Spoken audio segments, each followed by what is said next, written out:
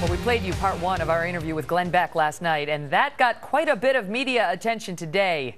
The reason why is on our Facebook page. In part two, I asked him about President Obama's pledge to, quote, go it alone in his second term. Where Congress isn't acting, I'll act on my own. We are not just going to be waiting for legislation in order to make sure that we're providing Americans the kind of help that they need. One of the things that I'm going to be talking to my cabinet about is how do we use all the tools available to us, not just legislation. I've got a pen and I've got a phone, and I can use that pen to sign executive orders and take executive actions and administrative actions that move the ball forward. In the meantime, I'm directing my administration to move forward where we can on our own. But I'm also going to act on my own if Congress is deadlocked. I've got a pen to take executive action.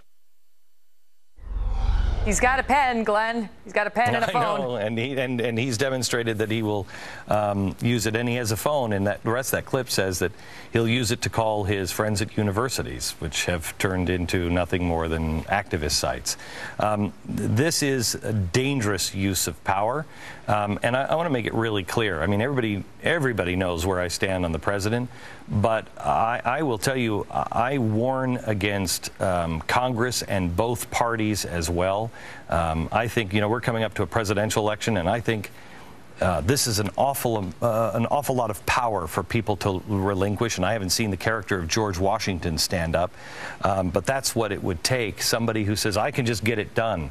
That's not what the Republic is. That's not what our Constitution says. That's not what the American people want. We don't want a group of people in Washington who are pitting people against each other and then saying, I'll get it done for you. No, no, no, no. Please, leave us alone. Let us take care of it. Let us take care of each other. Let's have reasonable conversations, but we're not having that in Washington. Do you think there's any sort of a move away from that kind of executive power that the president seems to want to assert? He claims it's a do-nothing Congress, and he has to.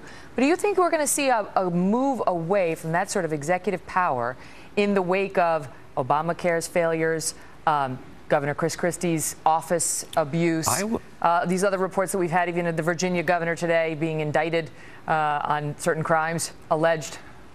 I will tell you former that Virginia governor. I think so, and I hope that we don't have to have any kind of nasty event to do it. Like in I think it was 1856.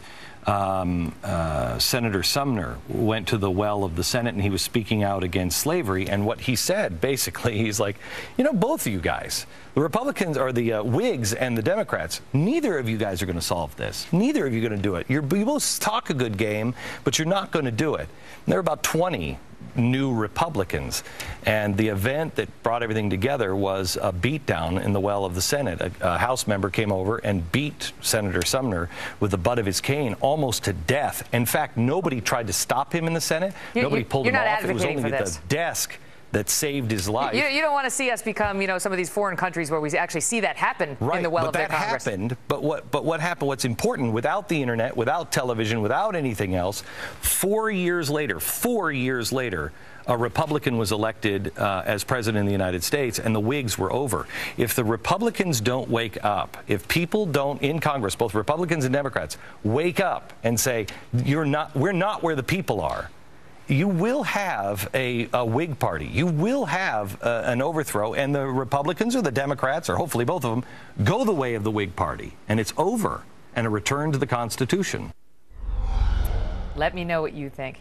Go to facebook.com/The Kelly File or send me a tweet @Megyn Kelly, #KellyFile. Coming up.